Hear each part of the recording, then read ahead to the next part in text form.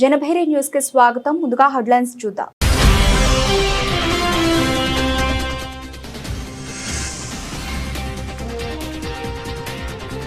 అమరావతిలో quantum valley శంకుస్థాపన చేసిన సీఎం చంద్రబాబు, కేంద్ర మంత్రి Jitendra Singh.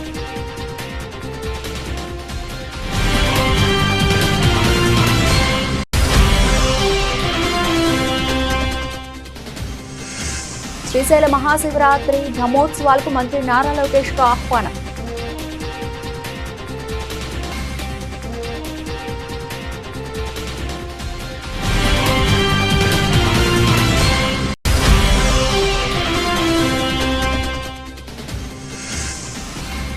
Indian association of lawyers IAL ఆధ్వర్యంలో సూర్యాపేటలోని రైల్వే ఫంక్షన్ హాల్లో 13వ విజయవాడ సిటీ కాన్ఫరెన్స్.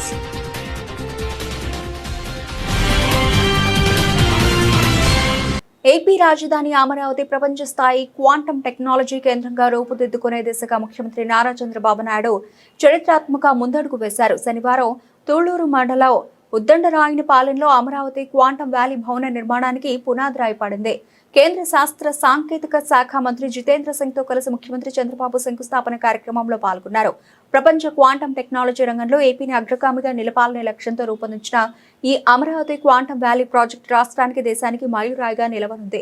భారతదేశంలోనే మొదటి 133 క్యూబిక్ క్వాంటమ్ కంప్యూటర్ కు అమరావతి వేదిక కానుంది. Quantum computing, quantum communications, quantum sensors, artificial intelligence, cyber security, defence, health care, finance వంటి కీలక రంగాల్లో పరిశోధనలు, ఆవిష్కరణలు, ఉత్పత్తులు, నైపుణ్యాభివృద్ధికి ఇక్కడ విస్తృత అవకాశాలు ఉంటాయి.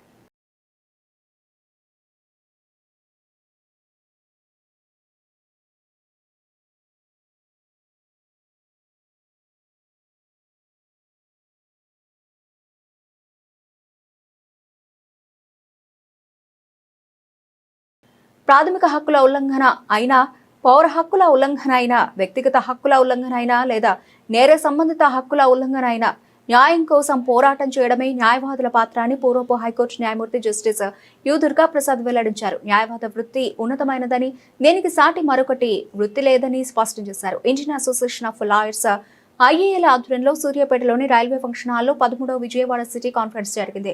ఈ కార్యక్రమంలో ముఖ్య అతిథిగా పూర్వపు హైకోర్టు న్యాయమూర్తి జస్టిస్ యు దుర్గాప్రసాద్ పాల్గొని మాట్లాడుతూ, న్యాయవాద వృత్తి ఉన్నతమైనదని, రాజ్యాంగం పౌరులకు ఇచ్చిన హక్కులను కాపాడమే ఈ వృత్తి యొక్క ప్రధాన లక్ష్యమన్నారు. ఈ కార్యక్రమంలో పాల్గొన్న IAL జాతీయ ప్రధాన కార్యదర్శి చలసాని అజయ్ బాబు మాట్లాడుతూ, రాజ్యాంగం ప్రజలకు ఇచ్చిన ప్రాథమిక హక్కులను ఎలా కాపాడాలి అనే అంశంపై పూర్వపు న్యాయమూర్తి న్యాయవాదులకు వివరించారన్నారు. అదేవిధంగా తప్పు చేస్తే ఎలాంటి చర్యలు న్యాయవాదులపై ఉంటాయన్న విషయాన్ని తెలియజేశారన్నారు. ఈ కార్యక్రమంలో Siddhartha law college principal Divakar Babu, union నాయకులు సురేష్ కుమార్, సుధాకర్ రాజు, అన్నారావు తదితరులు పాల్గొన్నారు. కృష్ణా జిల్లా Indian association of lawyers conference సందర్భంగా ఈరోజు ఆనరబుల్ శ్రీ జస్టిస్ దుర్గాప్రసాద్ గారితో ఈరోజు ప్రారంభించడం జరిగింది. రాజ్యాంగం దాని పాత్ర కింద కోర్టులో ఎట్లా ఉంటుంది, ప్రాథమిక హక్కుల్ని ఎట్లా రక్షించాలి అనే విషయం అనేది మెయిన్. మనందరికీ కూడా మీ అందరికీ తెలిసిన విషయం. రాజ్యాంగం అనేది ఎంత ఇంపార్టెంటో, దాన్ని ఎట్లా కాపాడాలి, ప్రజల హక్కులు కాపాడడానికి రాజ్యాంగం ఎంతవరకు ఉపయోగపడుతుంది, కింద కోర్టుల్లో ఎంతవరకు రాజ్యాంగాన్ని వాడుకోవచ్చు అనే దాని మీద జస్టిస్ దుర్గాప్రసాద్ గారు చక్కగా వివరణ ఇచ్చారు. న్యాయవాదులు తప్పు చేసినా కూడా వాళ్ళ మీద కూడా చర్య తీసుకోవచ్చు అనే విషయాన్ని ఉదాహరణలతో సహా వెలువరించడం జరిగింది. The best opportunity was given to the junior advocates to educate them about the constitution and fundamental rights of the citizens. Thank you. కూటమి ప్రభుత్వం విద్యార్థుల ఆరోగ్యానికి పెద్దపీట వేస్తున్నారని సెంట్రల్ ఎమ్మెల్యే బోండా ఉమామహేశ్వరరావు అన్నారు. కార్పొరేట్ స్కూల్స్ కు ఏమాత్రం తీసిపోకుండా పిల్లలకు నాణ్యమైన విద్య, మంచి భవిష్యత్తు కల్పించేందుకు ప్రభుత్వం వేల కోట్ల రూపాయలు ఖర్చు చేస్తోందన్నారు. 24 డివిజన్ రెడ్ సర్కిల్ పరిధిలోని బిషప్ హాజరయ్య బాలికల హైస్కూల్ నందు ముఖ్యమంత్రి చంద్రబాబు నాయుడు ఆదేశాల మేరకు రాష్ట్ర ప్రభుత్వ ఆరోగ్య శాఖ మరియు అంధత్వ నివారణ సంఘం ఆధ్వర్యంలో ప్రభుత్వం మరియు ఎయిడెడ్ పాఠశాలల విద్యార్థినులకు కంటి పరీక్షలు నిర్వహించారు. కంటి పరీక్షల్లో దృష్టిలోపం కలిగిన 35 మంది విద్యార్థినులను గుర్తించి వారికి ఉచితంగా కళ్లజోళ్లు పంపిణీ చేయడం జరిగింది. విద్యార్థినుల కంటి ఆరోగ్యంపై ప్రత్యేక శ్రద్ధతో ఈ కార్యక్రమాన్ని నిర్వహించడం పట్ల పాఠశాల యాజమాన్యం హర్షం వ్యక్తం చేసింది. ఈ కార్యక్రమానికి ముఖ్య అతిథిగా ప్రభుత్వ వైపు సెంట్రల్ నియోజకవర్గ శాసనసభ్యులు బోండా ఉమామహేశ్వరరావు పాల్గొని దృష్టిలోపం ఉన్న విద్యార్థినులకు స్వయంగా కళ్లజోళ్లు అందజేశారు. ఈరోజు ఈ రాష్ట్రంలోని చదువుకునే పిల్లలందరికీ కూడా ఈ ప్రభుత్వం అండగా ఉంటా ఉంది. గవర్నమెంట్ స్కూల్సు, ప్రైవేట్ స్కూల్సు, అలాగే ఎయిడెడ్ స్కూల్సు ఎవరైతే పిల్లలు చదువుకుంటా ఉన్నారో ఈ రాష్ట్రంలో 65 లక్షల మంది పిల్లలకి తల్లికి వందనం పేరు మీద ప్రతి సంవత్సరం ఎంతమంది పిల్లలు ఉంటే అంతమందికి డబ్బులు ఇస్తున్నాం. అలాగే గవర్నమెంట్ స్కూల్స్లో, గవర్నమెంట్ ఎయిడెడ్ స్కూల్స్లో పిల్లలందరికీ, చదువుకునే పిల్లలకి యూనిఫామ్ ఇస్తున్నాం, టెక్స్ట్ బుక్స్ ఇస్తున్నాం, నోట్ బుక్స్ ఇస్తున్నాం, షూసు, బెల్ట్లు, సమస్తం వాళ్ళు చదువుకోవడానికి, వాళ్ళ మంచి భవిష్యత్తుకి కావాల్సినటువంటి అన్ని కార్పొరేట్ స్కూల్స్కి ధీటుగా ప్రభుత్వమే ఉచితంగా 100 కోట్ల రూపాయలు ఖర్చు పెట్టి వాళ్ళకి ఇస్తూ ఉన్నాం. ఇంతేకాకుండా మధ్యాహ్నం పూట డొక్కా సీతమ్మ గారి పేరు మీద ఒక పౌష్టికాహారాన్ని, ఏదో క్వాలిటీ లేని ఫుడ్ కాకుండా విటమిన్స్, మినరల్స్, ప్రోటీన్స్ అన్నీ కూడా మిక్స్ అయ్యేటట్టుగా పౌష్టికాహారం మెనూని తయారు చేసి మధ్యాహ్నం భోజనం ఉచితంగా పెడతా ఉన్నాం. ఇది కాకుండా వాళ్ళకి ఎప్పటికప్పుడు హెల్త్ డిపార్ట్మెంట్ ద్వారా టెస్టులు చేసి వాళ్ళకి ఏమైనా అనారోగ్యం అయితే ఆ అనారోగ్యానికి మందులు కూడా ఉచితంగా ఇస్తున్నాం.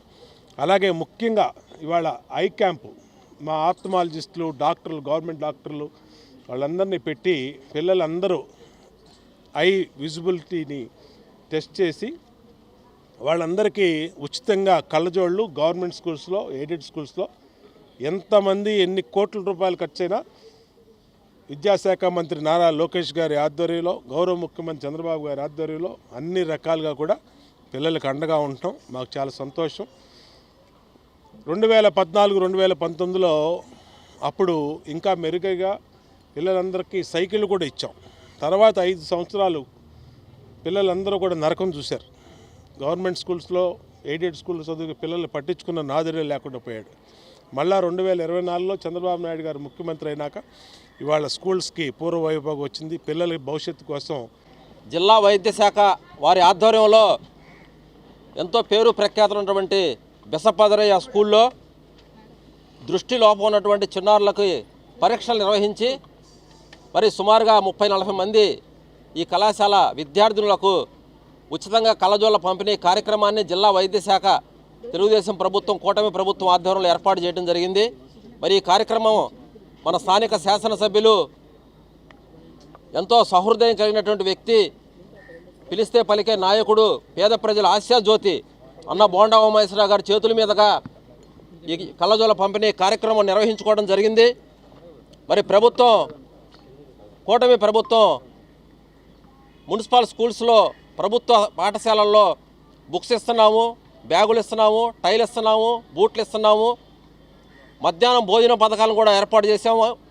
పిల్లల్లో చేయాల్సింది ఓన్లీ చదువుకోవటమే అని చెప్పి, మీరు బాగా చదువుకొని మీ ఉజ్వల భవిష్యత్తు బాగుండాలని చెప్పి బోండా ఉమేశ్వరరావు గారు పిల్లలందరూ కూడా పిలుపునిచ్చి ప్రభుత్వ పరంగా అన్ని కార్యక్రమాలు మీకు చేసి పెడతామని హామీ ఇచ్చి, ప్రభుత్వం నుంచి కాకుండా సొంత నిధులతో కూడా అవసరమైతే ఏర్పాటు చేస్తామని చెప్పి బోండా ఉమేశ్వరరావు గారు చెప్పడం జరిగింది.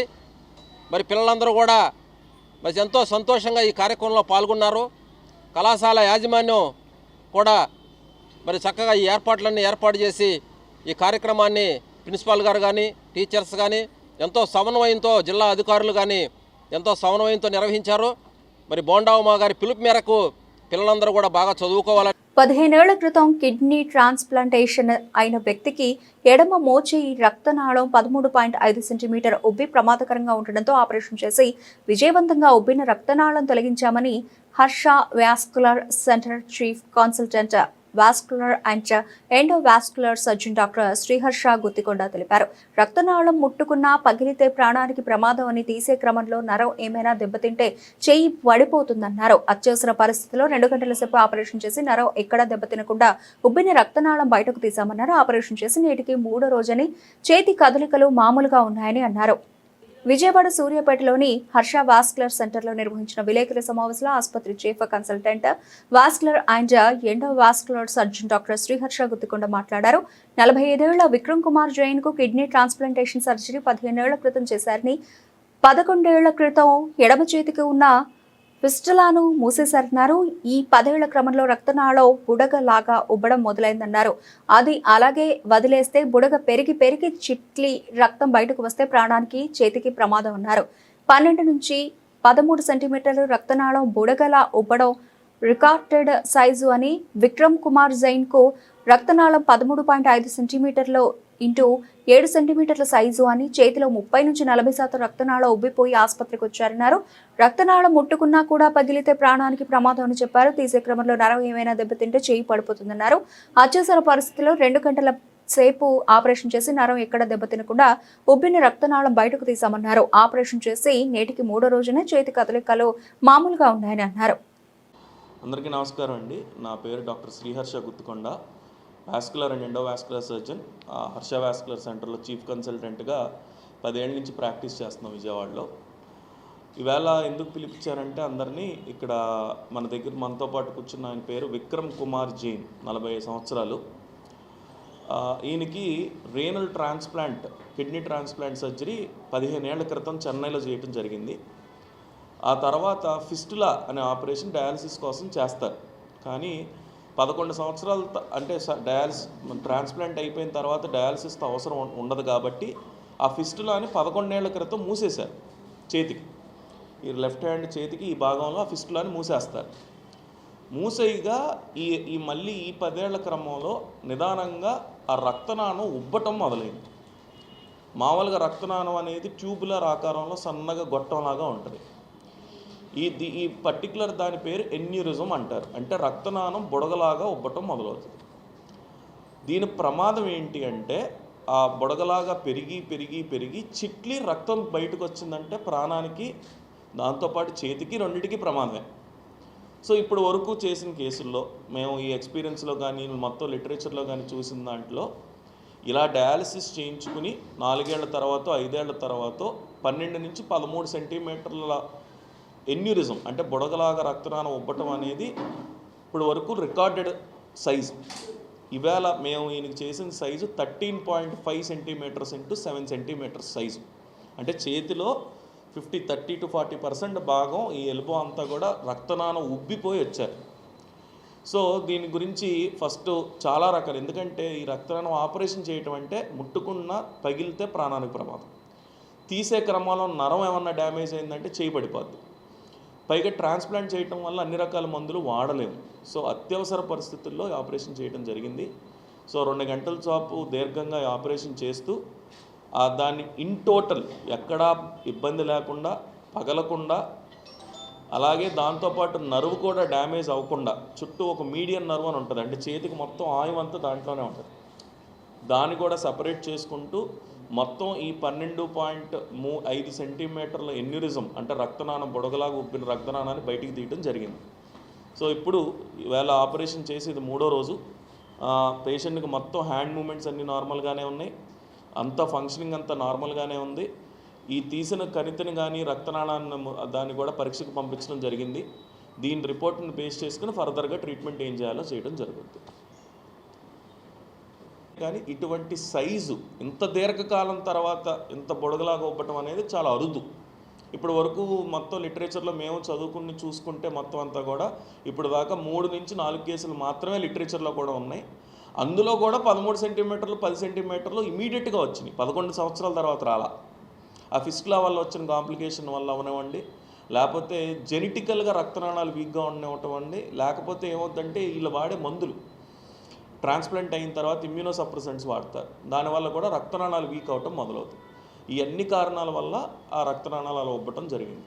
అంటే 12.5 సెంటీమీటర్లని ఎందుకు చెప్తున్నామంటే, 5 సెంటీమీటర్లు అనేది కొలమానం. బాడీలో ఎక్కడైనా సరే రక్తనాళం 5 సెంటీమీటర్ల కన్నా ఎక్కువ ఉబ్బింది అంటే అది ఇమీడియట్గా సర్జరీ చేయించుకోవాల్సిన పరిస్థితి. 13.5 సెంటీమీటర్లు అంటే దానికి డబుల్. సో అలాంటివి ట్రీట్ చేసేటప్పుడు ఖచ్చితంగా ఏదో కాంప్లికేషన్స్ ఇలాంటివి వస్తూ ఉంటాయి. దీని గురించి ఎక్కడికో ప్రయాణం చేసే క్రమంలో హైదరాబాద్ అని, చెన్నై అని, ఢిల్లీ అని ఇంత టైం కూడా ఇవ్వదు. ఎందుకంటే అది చిట్లిపోయిందంటే ప్రాణం ఇన్స్టెంట్గా పోతుంది పేషెంట్. సో ఇటువంటి వైద్యం ఇక్కడ చేసుకోవచ్చు. రక్తనాళాల స్పెషాలిటీ అనేది అవైలబిలిటీలో రావటం వల్ల చాలామంది చేతులు ప్రాణాలు కూడా కాపాడుకోవచ్చు. ఇది ఎందుకు సున్నితమైన సబ్జెక్ట్ అంటే, 1 రక్తనాళం అయితే 2 ట్రాన్స్ప్లాంట్ అయిన పేషెంట్. ట్రాన్స్ప్లాంట్ అయిన పేషెంట్ని తొందరగా అన్ని మందులు ఇవ్వకూడదు, అన్ని సర్జరీలు అసలు చేయకూడదు, అసలు చేయం. సో వాళ్ళ టీం ఎవరైతే చెన్నై హాస్పిటల్లో ఉన్నారో వాళ్ళతో సంప్రదించి ఏ మందులు వాడాలి, ఏ ప్రొసీజర్ ఎలా చేయాలని డిస్కస్ చేసి ఇలా చేయడం జరిగింది. సో దాంతోపాటు నా వాస్కులర్ సర్జన్, మా టీము ఇక్కడ కొండయ్య, దాంతోపాటు ఎనస్థీషియాలజిస్ట్ వీళ్ళందరూ సహకారంతో 2.5 గంటల పాటు ఆపరేషన్ చేసి సక్సెస్ఫుల్గా బయటికి తీయడం జరిగింది. దీనికి సంబంధించిన అన్నీ కూడా మేము డీటెయిల్స్ మీకు ఫొటోస్ పంపిస్తాం. ఇప్పుడు నాకు కొంచెం భయం వేసింది. అంటే డాక్టర్ గారు ఏం చెప్పారంటే ఆ బెలూన్ లాంటిది మొత్తం నర్వ్కి టచ్ అయిపోయింది. సో ఒక్కొక్క లేయర్ తీసేయాలి, ఏమైనా కొంచెం జరిగినా హ్యాండ్ మూమెంట్ పడిపోద్ది. సో కొంచెం భయం వేసింది. కానీ హర్ష గారు మా ఫ్రెండ్ ఒకటి ఉల్లాస్ గారికి మంచి ఫ్రెండ్, ఆయన కాన్ఫిడెన్స్ చూసి నేను కూడా ఇక్కడ వచ్చాను. కాకపోతే జనరల్గా ఇంత పెద్ద ఆపరేషన్స్కి మనం వేరే సిటీస్కి వెళ్తాం, జనరల్గా హైదరాబాద్ కానీ చెన్నై కానీ బెంగళూరు కానీ ప్రిఫర్ చేస్తాం. కానీ ఆయన కాన్ఫిడెన్స్ చూసి నాకు కూడా హర్ష గారి మీద కాన్ఫిడెన్స్ వచ్చి వితిన్ 2 days, అంటే 2 daysలో డిసిజన్ తీసుకున్నాం that we have to do it immediately. So చేసి కొంచెం ఇప్పుడైతే కొంచెం బాగా రిలాక్స్గా ఉన్నాను నిజంగా. లేకపోతే హ్యాండ్ మూమెంట్స్ చాలా డెలికేట్ అయిపోతాయి. అందుకే మూమెంట్ ఉంటే కానీ నొప్పి వచ్చేది, చెయ్యి బాగా నొప్పి వచ్చేది. ఈ చెయ్యి కొంచెం స్ట్రాంగ్గా ఉండేది కాదు, కానీ ఇప్పుడు హ్యాండ్స్ మూమెంట్స్ బాగానే ఉన్నాయి నాకు. శ్రీశైలం భ్రమరాంబ మల్లికార్జున స్వామి ఆలయంలో ఫిబ్రవరి 8వ తేదీ నుంచి 18వ తేదీ వరకు 11 రోజుల పాటు జరగనున్న మహాశివరాత్రి బ్రహ్మోత్సవాలకు మంత్రి నారా లోకేష్ కు ఆహ్వానం పలికారు. ఈ మేరకు ఉండవల్లి నివాసంలో ఎమ్మెల్యే బుడ్డా రాజశేఖర రెడ్డి, ఆలయ బోర్డు చైర్మన్ రమేష్ నాయుడు, ధర్మకర్తల మండలి సభ్యులు, అధికారులు మంత్రి నారా లోకేష్ ను కలిసి ఆహ్వాన పత్రికను అందజేశారు. ఈ సందర్భంగా ఆలయ పండితులు మంత్రి లోకేష్ కు ప్రత్యేక ఆశీర్వచనాలు ఇచ్చారు. స్వామివారి చిత్రపటం, ప్రసాదాలను అందజేశారు. మహానందిలో జరిగే మహాశివరాత్రి బ్రహ్మోత్సవాలకు కూడా మంత్రి లోకేష్ ను ఎమ్మెల్యే రాజశేఖర రెడ్డి ఆహ్వానించారు. రాష్ట్రంలో 10 లక్షల మందికి పైగా ఉన్న యానాదులు సామాజికంగా ఆర్థికంగా వెనుకబడి ఉన్నారని యానాది మహానాడు రాష్ట్ర అధ్యక్షులు తిరుమల శెట్టి శ్రీనివాసరావు వెల్లడించారు. గత వైసీపీ ప్రభుత్వం యానాదులను అన్ని విధాలా ఆదుకొని అభివృద్ధి చేస్తామని నమ్మించి మోసం చేసిందని ఆవేదన వ్యక్తం చేశారు. యానాది మహానాడు ఆధ్వర్యంలో గాంధీనగర్ ప్రెస్ క్లబ్ లో సంఘ కార్యవర్గ సమావేశం నిర్వహించడం జరిగింది. ఈ కార్యక్రమంలో పాల్గొన్న యానాది మహానాడు అధ్యక్షుడు తిరుమల శెట్టి శ్రీనివాసరావు, మహిళా విభాగం అధ్యక్షురాలు వాపుళ్ల నాగలక్ష్మిలు మీడియాతో మాట్లాడుతూ యానాదులు రాజకీయంగా, ఆర్థికంగా, సామాజికంగా వెనుకబడి ఉన్నారన్నారు. ఎన్ని ప్రభుత్వాలు వచ్చినా వారి అభివృద్ధి జరగలేదన్నారు. గత ప్రభుత్వం అన్ని విధాలా ఆదుకుంటామని మోసం చేసిందన్నారు. వైసీపీ మోసాన్ని గుర్తించి గత సార్వత్రిక ఎన్నికల్లో యానాదులు కూటమి అభ్యర్థుల గెలుపు కోసం కృషి చేశారన్నారు. ప్రభుత్వం యానాదులకు కార్పొరేషన్ ఏర్పాటు చేయాలని, యానాదుల సమస్యలను పరిష్కరించాలన్నారు. ఈ కార్యక్రమంలో జాతీయ అధ్యక్షులు మెలిక శ్రీనివాసరావు తదితరులు పాల్గొన్నారు. నా పేరు తిరుమల శెట్టి శ్రీను, రాష్ట్ర యానాది మహానాడు అధ్యక్షుడిగా పనిచేస్తా ఉన్నాను. ఈరోజు యానాది మహానాడు ఆల్ ఇండియా ఆధ్వర్యంలో విజయవాడ గాంధీనగర్ ప్రెస్ క్లబ్లో ఏర్పాటు చేసినటువంటి రాష్ట్ర స్థాయి కార్యవర్గ సమావేశానికి వివిధ జిల్లాల నుంచి, వివిధ ప్రాంతాల నుంచి ఈ యొక్క గాంధీనగర్ ప్రెస్ క్లబ్కి రావడం జరిగింది. ముఖ్యంగా రాష్ట్రంలో 34 ఉపతెగలు, గిరిజన ఉపతెగలు ఉన్నాయి. అందులో యానాదులు 10 లక్షల పైచిలుకు రాష్ట్రంలో నివసిస్తూ ఉన్నారు. యానాదులు జనాభా పరంగా అతిపెద్ద స్థానంలో ఉన్నప్పటికీ రాష్ట్రంలో మరీ ముఖ్యంగా వెనుకబాటుతనంలో అగ్రస్థానంలో ఉన్నారని చెప్పి ఈ యొక్క మీడియా ద్వారా నేను తెలియజేస్తా ఉన్నాను. ఈ రాష్ట్రంలో గిరిజన ఆవాస ప్రాంతాలు, ముఖ్యంగా షెడ్యూల్డ్ ప్రాంతం, మైదాన ప్రాంతాన్ని తీసుకుంటే ఈ యొక్క ఎన్డీఏ ప్రభుత్వంలో షెడ్యూల్ ప్రాంతంలో ఉన్నటువంటి 7 అసెంబ్లీ స్థానాల్లో ఉన్నటువంటి గిరిజనులకు పెద్దపీట వేస్తా ఉన్నారు. మరి ముఖ్యంగా మైదాన ప్రాంతంలో రాష్ట్రంలోనే అత్యధిక జనాభా కలిగినటువంటి యానాదులకి సముచిత స్థానాన్ని ఈ యొక్క గౌరవ ముఖ్యమంత్రి వారు, కూటమి ప్రభుత్వం కల్పించాలన్నటువంటి. అందరికీ నమస్కారం. నా పేరు వాయిల నాగలక్ష్మి, మచిలీపట్నం మండలం నుంచి వచ్చాను. యానాది మహానాడు స్టేట్ మహిళా అధ్యక్షురాలుగా పనిచేస్తున్నాను. ఈరోజు ఇక్కడ కలవడానికి ముఖ్య కారణం, మరి మేము ఈ ప్రభుత్వాన్ని 13 లక్షల మంది యానాది జనాభా ఉండగా ఈ ప్రభుత్వం వస్తే మాకు మంచి జరుగుతుందని, మా పిల్లల భవిష్యత్తు బాగుంటుందని, మేము సమాజంలో గౌరవంగా బతకగలమని ఈ ప్రభుత్వాన్ని మేము ఎన్నుకోవడం జరిగింది. మరి ఈరోజు ఈ రెండు సంవత్సరాలైన నాటికి కూడా మా పరిస్థితి ఈనస్థితిగానే ఉంది. అదే స్థితిలో మేము బతుకుతున్నట్టున్నాం. మరి ఎప్పుడు మా పరిస్థితులు బాగుపడతాయో కూడా మాకు అర్థం కాని స్థితిలో మమ్మల్ని ఉంచుతున్నారు. ఇలా ఎన్ని ప్రభుత్వాలు వచ్చినా మా స్థితిగతులు మాత్రం మారేది లేదు. మేము ఎన్ని పోరాటాలు చేసినా కూడా మమ్మల్ని ఎవరు పట్టించుకునే నాథుడు లేడు. మరి ఇలాగే కనుక ఇది కొనసాగుతూ ఉంటే మేము పోరాటాలు చేయడానికి కూడా వెనకాడమని మనవి చేస్తున్నాను. మరి మాకు ఎస్టీ కార్పొరేషన్ వచ్చిన రోజే మా యానాది జాతికి ఒక గౌరవం అంటూ ఉంటుందని మేము ఆశిస్తున్నాము. ఇంతమంది ఇలా యానాది మహానాడు ఆల్ ఇండియాలో ఆయుధాలుగా తయారయ్యాం. మేము ఈరోజు రోడ్డు మీదకి వచ్చి రావడం జరుగుతుంది. నూతన విద్యా విధానంలో భాగంగా కేంద్ర ప్రభుత్వం ప్రవేశపెట్టిన వికసిత్ భారత శిక్ష అధిష్టాన బిల్లును తక్షణమే ఉపసంహరించుకోవాలని ఏఎస్ఎఫ్ రాష్ట్ర అధ్యక్షుడు గుజ్జల వలరాజు, జిల్లా అధ్యక్షుడు ఎం సాయి కుమార్ డిమాండ్ చేశారు. విద్యారంగాన్ని కాషాయకరణ చేయాలనే సంకల్పంతోనే కేంద్రంలోని నరేంద్ర మోదీ ప్రభుత్వం ఈ బిల్లును తెస్తోందని ఆయన ధ్వజమెత్తారు. రాష్ట్రంలోని కూటమి ప్రభుత్వం ఈ బిల్లును అమలు చేయకుండా తిరస్కరించాలని ఆయన కోరారు. కేంద్రంలోని నరేంద్ర మోదీ ప్రభుత్వం తెస్తున్న VBSA బిల్లును తక్షణమే ఉపసంహరించాలని కోరుతూ ఏఎస్ఎఫ్ ఆధ్వర్యంలో లెనిన్ సెంటర్లో నిరసన కార్యక్రమాన్ని చేపట్టారు. ఈ ఆందోళనకు ఏఎస్ఎఫ్ రాష్ట్ర అధ్యక్షుడు గుజ్జల వలరాజు, జిల్లా అధ్యక్షుడు ఎం సాయి కుమార్ నేతృత్వం వహించారు. విద్యార్థులు పెద్ద సంఖ్యలో పాల్గొని ఈ బిల్లును వ్యతిరేకిస్తూ ప్లకార్డులు ప్రదర్శిస్తూ నిరసన తెలిపారు. ఈ సందర్భంగా వారు మాట్లాడుతూ విద్యారంగాన్ని కాషాయకరణ చేసేందుకు ఈ బిల్లును ప్రవేశపెడుతున్నారని ఆందోళన వ్యక్తం చేశారు. ఎం సాయి కుమార్, ఏఐఎస్ఎఫ్ రాష్ట్ర ఉపాధ్యక్షులు. ఈరోజు జాతీయ సమితి పిలుపు మేరకు ఏఐఎస్ఎఫ్ విజయవాడ నగరం సమితి నందు ధర్నా లెనిన్ సెంటర్ నందు నిరసన కార్యక్రమం నిర్వహించడం జరిగింది. దీని ముఖ్య ఉద్దేశం ఏమంటే, ఈ మధ్య కాలంలోనే యూనివర్సిటీ హక్కులు కాలు రాస్తూ కొత్తగా బిల్లును తీసుకురావడం జరిగింది, VBSA బిల్లును. దీని ద్వారా రాష్ట్రంలో ఉన్నటువంటి విశ్వవిద్యాలయాల్లో విద్యార్థులకి కావాల్సినటువంటి హక్కులను కాలు రాసి ఈరోజు కేంద్ర ప్రభుత్వం తీసుకొచ్చినటువంటి బిల్లును వ్యతిరేకిస్తూ ఈ బిల్లును వెనక్కి తీసుకోవాలని చెప్పి కూడా ఈ సందర్భంగా ఏఐఎస్ఎఫ్ రాష్ట్ర సమితి నుంచి కూడా కేంద్ర ప్రభుత్వాన్ని డిమాండ్ చేస్తున్నాం. ఆనాడు అధికారంలోకి రాకముందు ప్రతి సంవత్సరానికి 2 లక్షల ఉద్యోగాలు కల్పిస్తాను, అదేవిధంగా ప్రతి ఒక్కరికి కూడా ఉచిత విద్యను కల్పిస్తానని చెప్పినటువంటి నరేంద్ర మోడీ గారు అధికారంలోకి వచ్చిన తర్వాత ఈరోజు మొత్తం కూడా కార్పొరేటీకరణ, కాషాయకరణ, ప్రైవేటైజేషన్ తీసుకొని వచ్చి ఈరోజు విద్యను మొత్తం కూడా దూరం చేసే పరిస్థితి, విద్యార్థులకు హక్కులను కాలు రాసి ఈరోజు వాళ్ళకి అనుగుణంగా కాషాయకరణ చేస్తూ విద్యార్థులకు హక్కులను దూరం చేస్తూ వాళ్ళకి మతోన్మాదం పేరుతో ఈరోజు మతం పేరుతో ఈరోజు విద్యార్థులకి పాఠ్యపుస్తకాల్లో విద్యను అందించే ప్రయత్నం చేస్తుంది. దీనిని ఏఎస్ఎఫ్గా మేము పూర్తిగా వ్యతిరేకిస్తున్నాం. 1 nation 1 tax 1 election 1 education policy పేరుతో ఈరోజు న్యూ ఎడ్యుకేషన్ పాలసీ 2020 తీసుకురావడం ద్వారా తద్వారా రాష్ట్ర వ్యాప్తంగా ప్రధానంగా మన రాష్ట్రంలో ఆంధ్ర రాష్ట్రంలో ఇప్పటికే 4500 పాఠశాలలు మూతపడ్డాయి. ఈరోజు ఉచిత విద్య గ్రామీణ ప్రాంతాల్లో ఉన్నటువంటి వారికి పేద మధ్య తరగతి విద్యార్థులకు ఎక్కడ కూడా ఉచిత విద్య దొరికే పరిస్థితి లేకుండా రాష్ట్ర వ్యాప్తంగా 4500 పాఠశాలలు మూతపడ్డాయి. వాటిపైన ఆలోచన చేయకుండా ఈరోజు మొత్తం కూడా ఒక పక్క ప్రభుత్వ పాఠశాలలు మూతపడుతున్నాయి, ప్రభుత్వ జూనియర్ కళాశాలలు మూతపడుతున్నాయి. విశ్వవిద్యాలయాల్లో ఉన్న డిపార్ట్మెంట్లలో ఖాళీగా పోస్టులు భర్తీ చేయకుండా డిపార్ట్మెంట్లో ఉన్నటువంటి వాళ్ళని కొనసాగించకుండా ఒక్కటంటే ఒక డిపార్ట్మెంట్ కొత్తగా ఓపెన్ చేయట్లేదు, కొత్త విశ్వవిద్యాలయం ఏర్పాటు చేయట్లేదు. కేంద్ర ప్రభుత్వం నూతన జాతీయ విద్యా విధానానికి పునాది వేస్తూ ఆ క్రమంగా విద్యనంతా కేంద్రీకరణ చేస్తూ కార్పొరేటీకరణ, కాషాయకరణ పేరుతో ఇవాళ రాష్ట్రంలో కావచ్చు, దేశంలో కావచ్చు, పార్లమెంటులో VBSA బిల్లును తీసుకొని వచ్చి మొత్తం ఆయా రాష్ట్రాలకు ఉన్నటువంటి విద్యపైన ఉన్నటువంటి ఉమ్మడి జాబితాలో ఉన్నటువంటి విద్యను కేంద్రీకృతం చేస్తూ ఇవాళ VBSA బిల్లును తీసుకొని వస్తూ ఉంది.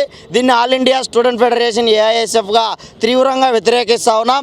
ఇవాళ రాష్ట్రంలో ఆయా రాష్ట్రాల్లో 90% మంది విద్యార్థులు అక్కడ ఉన్నటువంటి యూనివర్సిటీల్లో చదువుకుంటూ ఆయా రాష్ట్రాల్లో ఉన్నటువంటి సంస్కృతి, భాష, లేదంటే ఆ రాష్ట్రాల్లో ఉన్నటువంటి హక్కులను కాలరాసే విధంగా సిలబస్ను తయారు చేసే రైట్ ఏదైతే యూనివర్సిటీలకు ఉంటుందో అలాంటివన్నిటినీ కాలరాస్తూ ఇవాళ VBSA బిల్లును తీసుకురావడం అంటే ఇది కేంద్ర ప్రభుత్వం తన యొక్క కబంధ హస్తాల్లో విద్యా విధానం నడవాలనేటువంటి దుర్మార్గపు చర్య అని చెప్పి మేము భావిస్తూ ఉన్నాం. అందుకే దీన్ని VBSA బిల్లును మేము వ్యతిరేకిస్తూ ఉన్నాం. ఈ బిల్లు రావడం ద్వారా ఈ రాష్ట్రంలో ఉన్నటువంటి ఈ దేశంలో ఉన్నటువంటి ఆయా రాష్ట్రాలకు సంబంధించినటువంటి యూనివర్సిటీ విద్యార్థులు, ముఖ్యంగా ప్రాథమిక విద్యార్థులు, పేద మధ్యతరగతి విద్యార్థులు తమ యొక్క విద్యను కోల్పోయే ప్రమాదం ఉంది. ఎందుకంటే ఇవాళ అప్పుల ఊబిలో ఉన్న ఆంధ్రప్రదేశ్లో విద్యా, వైద్య రంగాల బలోపేతానికి అభివృద్ధి దిశగా పయనించేందుకు లడ్డూ రాజకీయాలకు స్వస్తి పలికి మెరుగైన పాలన అందించాలని పౌర సంస్థలు విజ్ఞప్తి చేశాయి. ఈ మేరకు విజయవాడలోని దాసరి భవన్లో పౌర సంస్థల ఆధ్వర్యంలో రాష్ట్ర రాజకీయాలు, చట్టబద్ధ పాలన అనే అంశంపై జరిగిన చర్చాగోష్ఠికి జనచైతన్య వేదిక రాష్ట్ర అధ్యక్షులు వల్లంరెడ్డి లక్ష్మణ్ రెడ్డి అధ్యక్షత వహించారు. ముఖ్య అతిథిగా విచ్చేసిన ఆంధ్రప్రదేశ్ ప్రభుత్వ పూర్వ special chief secretary doctor PV Ramesh ప్రసంగిస్తూ ఆంధ్రప్రదేశ్ దాదాపు 16 లక్షల కోట్ల అప్పుల ఊబిలో కూరుకుపోయిందని, ప్రతి పౌరుడిపై 3 లక్షల రూపాయల వరకు పైగా రుణభారం ఉందని, అక్షరాస్యతలో 36వ స్థానంలో, తలసరి ఆదాయంలో దక్షిణాది రాష్ట్రాల్లో అట్టడుగున ఉందని, గత 40 సంవత్సరాలుగా నిర్మాణంలో ఉన్న నీటిపారుదల ప్రాజెక్టులను పూర్తి చేయలేకపోతున్నామని, ఇలాంటి పరిస్థితుల్లో విద్వేష విధ్వంస రాజకీయాలకు స్వస్తి పలకాలని కోరారు. ఈరోజు చట్టానికి చట్టం అనేది అవసరం లేదు, మేమేమి చెప్తే అదే చట్టం, మేము ఏమి చేస్తే అదే న్యాయం, మేము ఏమంటే అదే అధికారం అనే ఒక భావన ప్రబలిపోయింది. నేను 2 ముఖ్యమంత్రులతోనూ దగ్గరగా పనిచేస్తాను. నేను ఒకరోజుసారి ఒక రాజ్యాంగ వ్యతిరేక చట్టాన్ని తయారు చేసినప్పుడు ప్రభుత్వం నేను చెప్తే, రాజ్యాంగం ఎందుకు మనకి ఇంత అధికారం ఉన్నప్పుడు, ఇంతమంది మనుషులు ఉన్నప్పుడు అన్న. అంటే ఈ యొక్క ఆలోచన అంటే రాజ్యాంగ ప్రకారం పనిచేస్తామనే ఒక అధికారంలోకి వచ్చి ప్రమాణం చేసి రాజకీయం నిర్దేశించిన సూత్రాల ప్రకారం పరిపాలన సాగించవలసిన విధానానికి పూర్తిగా వ్యతిరేకంగా పనిచేయడం. అంటే ఇది ఒక పార్టీ ఇంకొక పార్టీ అని కాదు, ఇదంతా కూడా ఒక కలుషితమైనటువంటి వాతావరణం. దీంట్లో ప్రజల పాత్ర ఒక ప్రేక్షక పాత్ర అయిపోయింది. 5 సంవత్సరాలకు ఒకసారి మనం ఓట్లు వేయడం, ఓట్లు వేసినప్పుడు కూడా ఆ డబ్బులు 4,000, 5 కొంతమంది 5,000 తీసుకున్నారంట, కొంతమంది 6,000 కూడా తీసుకున్నారంట. డబ్బు తీసుకుని అంటే ఓట్లు అమ్మేసి ఓట్లు వాళ్ళు కొనుక్కొని మనమేమో మనం ఓట్లను నమ్మేసి. అందుకే ఒక పెద్ద రాజకీయ నాయకుడు నాతో అని చెప్పేవాడు, వీళ్ళు ఓటర్లు కూడా కాదు, వీళ్ళు ఓట్లు మాత్రమే అని. అంటే ఓటర్లు అంటే ఒక వ్యక్తిత్వం లేనటువంటి వ్యక్తులు, వీళ్ళని కొనుక్కోవచ్చు, డబ్బు ఉంటే చాలు అనే ఒక ఆలోచన నాయకుల్లో ప్రబలినప్పుడు రాజకీయాలు పూర్తిగా అవి పెట్టుబడి విధానంలో పనిచేస్తాయి తప్ప రాజకీయాలతో ప్రజాస్వామ్యంతో ఏమీ సంబంధం ఉండదు. దీంట్లో ఈ విధానం వల్ల ఏం జరుగుతోందంటే ప్రజలు కూడా ఓట్లు అమ్ముకోవడం వలన మాకింకా ఆ యొక్క దేశవ్యాప్త సమ్మెలో భాగంగా ఫిబ్రవరి 12వ తేదీన సమ్మెను జయప్రదం చేయాలని కోరుతూ ఊర్మిళ సుబ్బారావు నగర్ నుండి ఆల్ ట్రేడ్ యూనియన్స్ ప్రచార జాత బయలుదేరింది. Kabela centre, church centre, iron yard, Gollapudi wholesale market centre, Sitara centre, Kummaripalem వీధి, బ్యాంక్ సెంటర్, 4 స్తంభాల రోడ్డు, మల్లికార్జునపేట, బ్రాహ్మణ వీధి వద్ద ప్రచార జాత ముగిసింది. ఈ కార్యక్రమంలో ఏఐటీయూసీ నగర కార్యదర్శి కొట్టు రమణారావు, నగర అధ్యక్షులు కేఆర్ ఆంజనేయులు, ఉపాధ్యక్షులు సిహెచ్ మారుతి, నగర ఏఐటీసీ నాయకులు ఎస్కే భాష, రామస్వామి, దేవర శ్రీనివాసరావు, శ్రీరామూర్తి, సిఐటియుసి ఎన్టీఆర్ జిల్లా అధ్యక్షులు వెంకటేశ్వరరావు, సిఐటిసి నగర కార్యదర్శి నారాయణ చౌదరి, సూరిబాబు, వివిధ కుల నాయకులు పాల్గొన్నారు.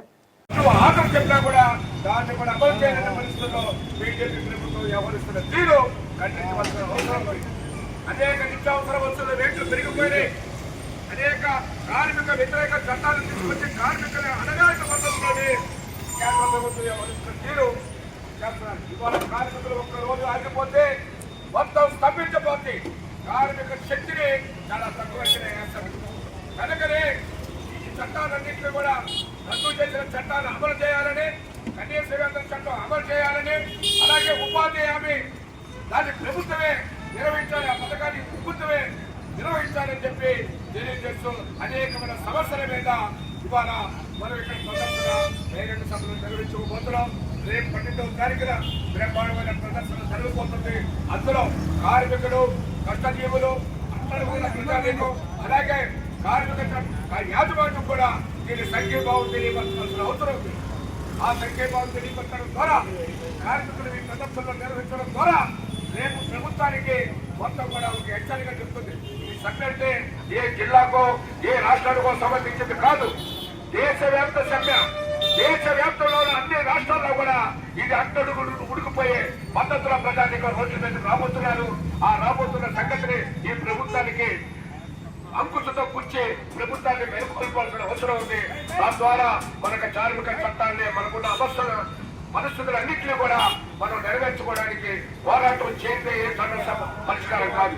అలాగా పోరాటం చేసి సభ్యుని జయప్రదం చేయడం ద్వారా దాన్ని ఎచ్చకు తెలియవలసిన అవసరం ఉందని చెప్పి తెలియజేస్తూ రేపు 12వ తారీఖున జరగబోయే సభలో బహిరంగ సభను రథం సెంటర్ నుంచి బహిరంగ బ్రహ్మాండమైన బహిరంగ సభ, ఆ బహిరంగ సభ అనంతరం నెల్లూరు సెంటర్ లో బహిరంగ సభ ఉంటుంది, ప్రదర్శన అనంతరం బహిరంగ సభ ఉంటుంది. ఈ రెండింటిని కూడా జయప్రదం చేయవలసిన సభని ప్రజాధికారికి విజ్ఞప్తి చేస్తూ ఈ అవకాశం ఇచ్చిన కాంగ్రెస్ అందరికీ కూడా విప్లవాలు తెలియజేస్తూ సెలవు. బులెటిన్ ముగించే ముందు హెడ్లైన్స్ మరోసారి.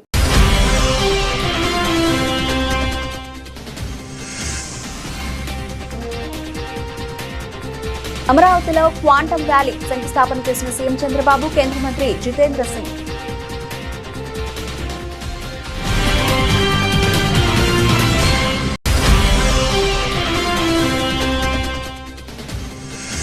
శ్రీశైల మహాశివరాత్రి బ్రహ్మోత్సవాలకు మంత్రి నారా లోకేష్ కు ఆహ్వానం.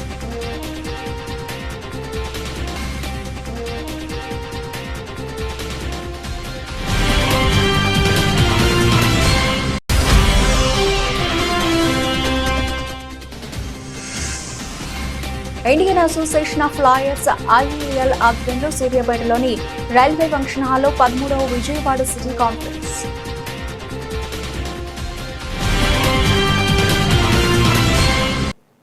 ఇవి ఇప్పటివరకు నా బులెటిన్ అప్డేట్స్. మరిన్ని అప్డేట్స్ తో మళ్ళీ కలుద్దాం. అంతవరకు సెలవు. నమస్తే.